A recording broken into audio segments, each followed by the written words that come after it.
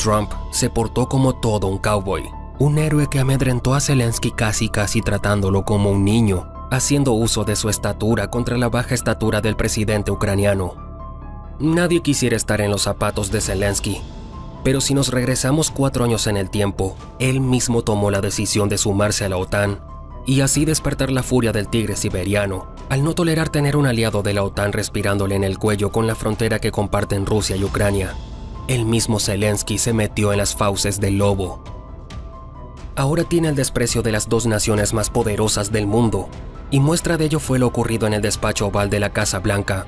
Trump, junto a sus asesores, se encargaron de ridiculizar a Zelensky frente a medios de comunicación para mostrar a este país vulnerable y arrancarles lo que les queda. Los planos ya están hechos. Rusia quedará con parte del territorio, Estados Unidos con minerales, e inversores como JP Morgan y BlackRock se adueñaron de las empresas del país.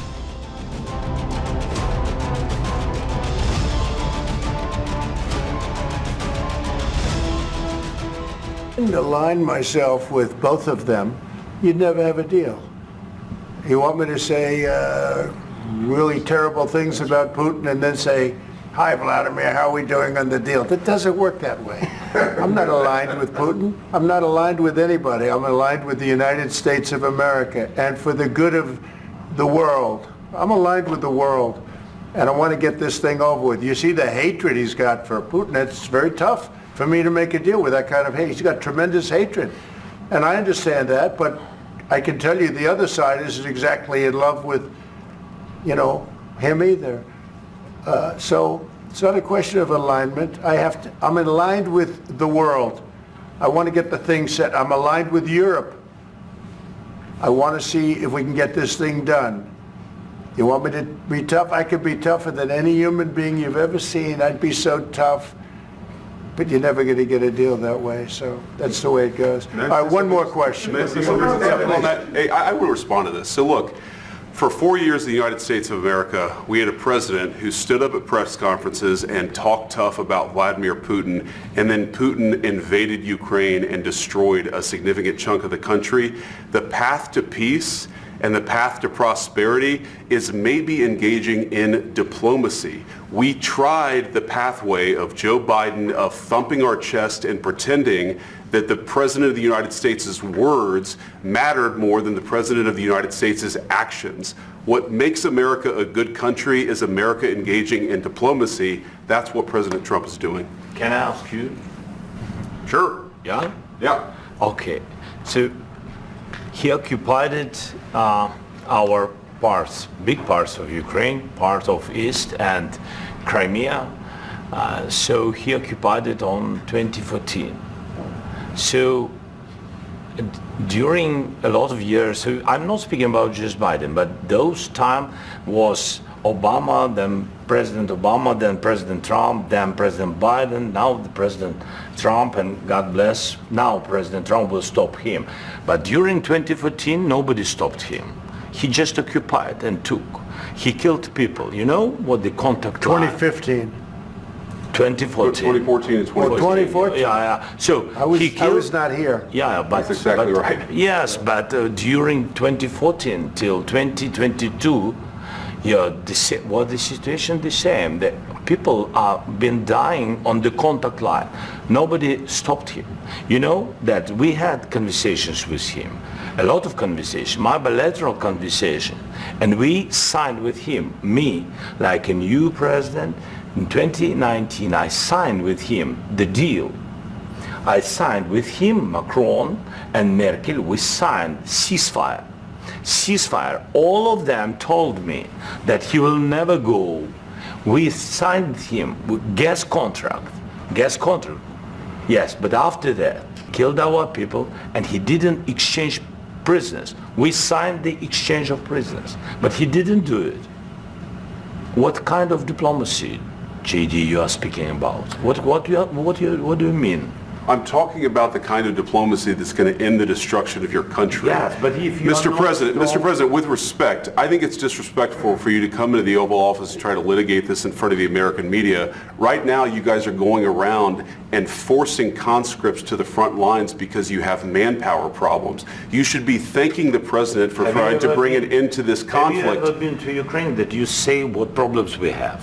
I have been to. Come once. I've actually watched and seen the stories, and I know what happens is you bring them on a propaganda tour, Mr. President.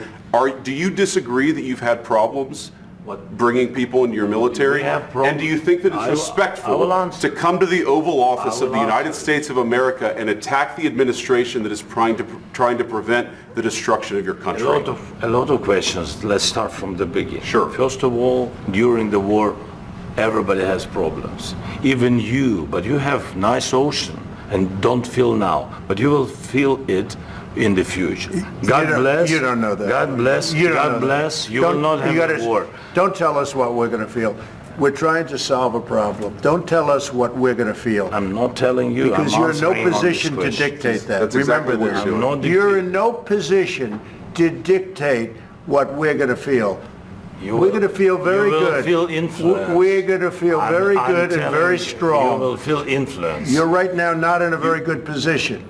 You've allowed yourself to be in a very bad position, and he happens to be right about it. From the very beginning of the war. You're not in a good position. You don't have the cards right now.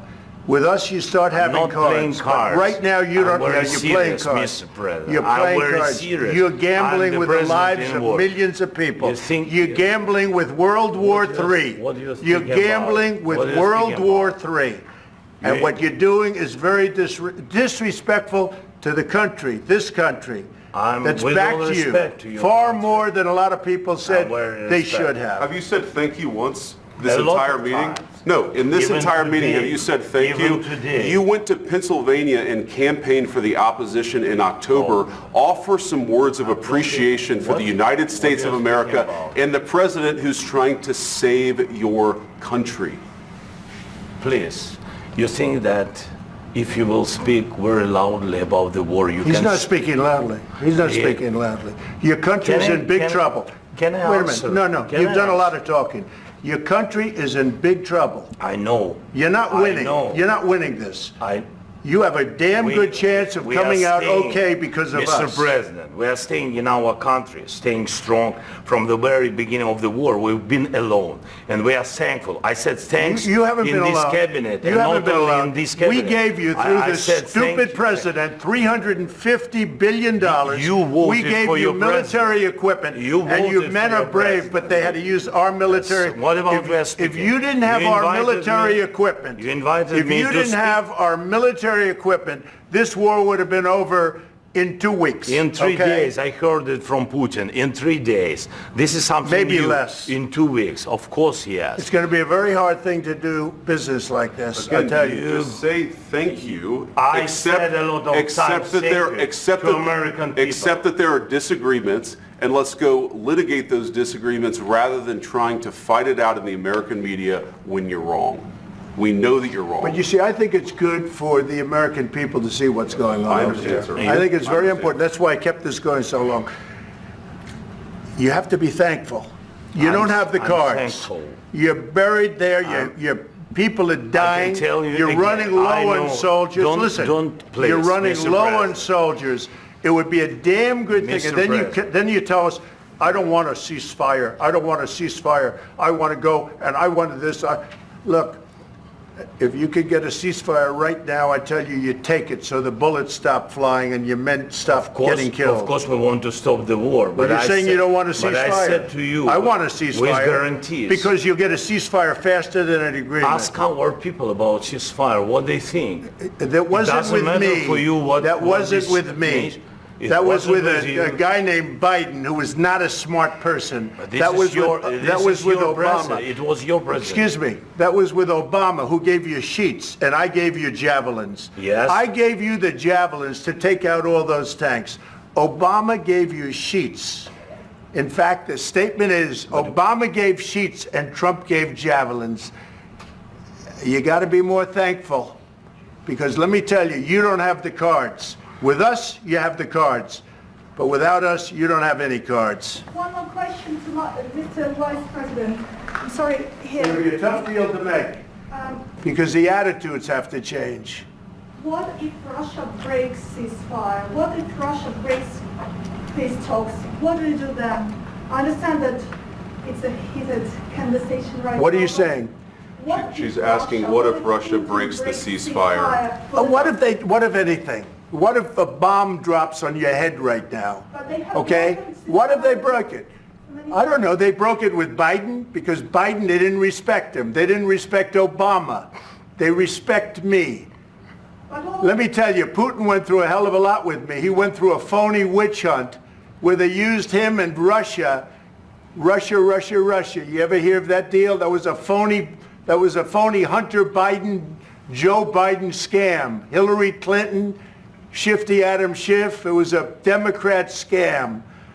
And he had to go through that. And he did go through it. We didn't end up in a war. And he went through it. He was accused of all that stuff. He had nothing to do with it. It came out of Hunter Biden's bathroom. It came out of Hunter Biden's bedroom. It was disgusting. And then they said, oh, the laptop from hell was made by Russia. The 51 agents.